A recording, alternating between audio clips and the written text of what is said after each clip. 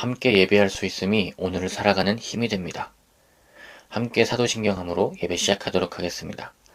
전능하사 천지를 만드신 하나님 아버지를 내가 믿사오며 그 외아들 우리 주 예수 그리스도를 믿사오니 이는 성령으로 잉태하사 동정녀 마리아에게 나시고 본디오 빌라도에게 고난을 받으사 십자가에 못 박혀 죽으시고 장사한 지 사흘 만에 죽은 자 가운데서 다시 살아나시며 하늘에 오르사 전능하신 하나님 우편에 앉아 계시다가 저리로서 산자와 죽은 자를 심판하러 오시리라.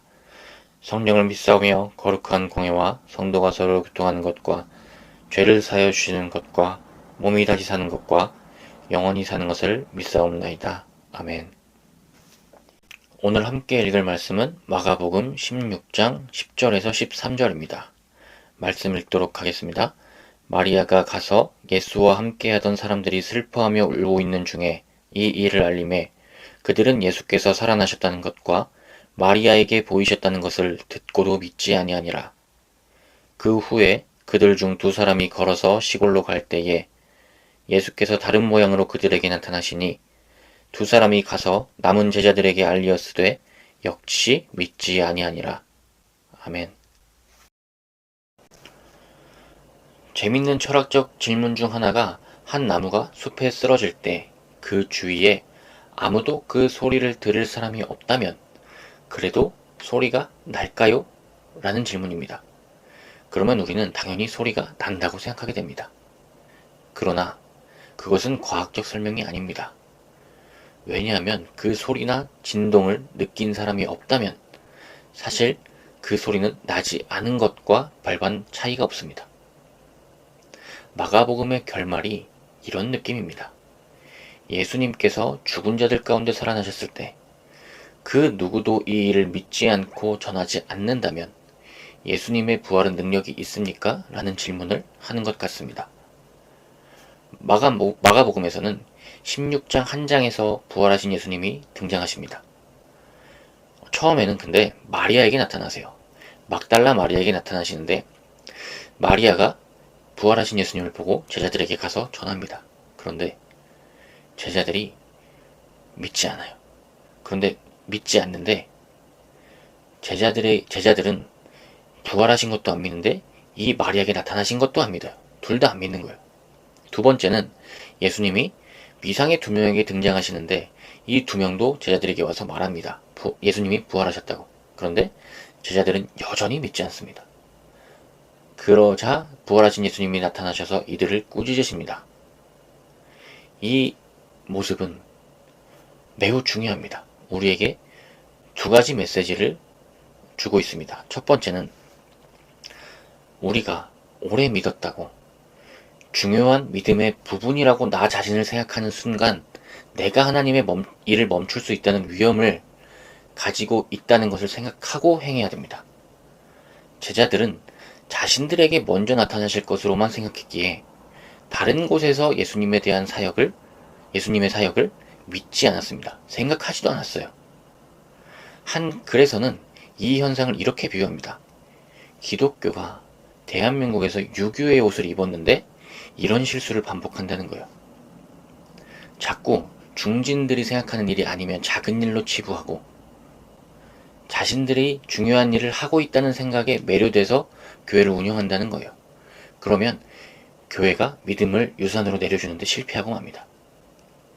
두 번째로 우리가 기억해야 될 것은, 눈여겨봐야 될 것은 복음의 능력은 전해져야 된다는 것입니다.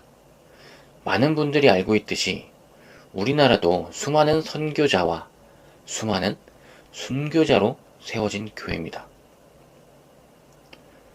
예수님은 15절에 이렇게 말씀하세요. 너희는 온 천하에 다니며 만민에게 복음을 전파하라. 제자들을 꾸짖고 하신 말씀입니다. 바울도 이 부분에 대해서 유념하고 사역을 했습니다. 그래서 로마서 10장 14, 15절에서 이렇게 말합니다. 그런즉 그들이 믿지 아니하는 일을 어찌 부르리요? 듣지도 못한 일을 어찌 믿으리요? 전파하는 자가 없이 어찌 들으리요? 보내심을 받지 아니하였으면 어찌 전파하리요? 기록된 바 아름답도다. 좋은 소식을 전하는 자들의 발이여 함과 같으니라. 아멘. 우리가 예수님의 지상 명령과 바울이 말한 아름다운 전도자의 발을 우리가 기억해야 됩니다. 이것이 바로 교회를 교회되도록 하는 중요한 교회의 기능입니다.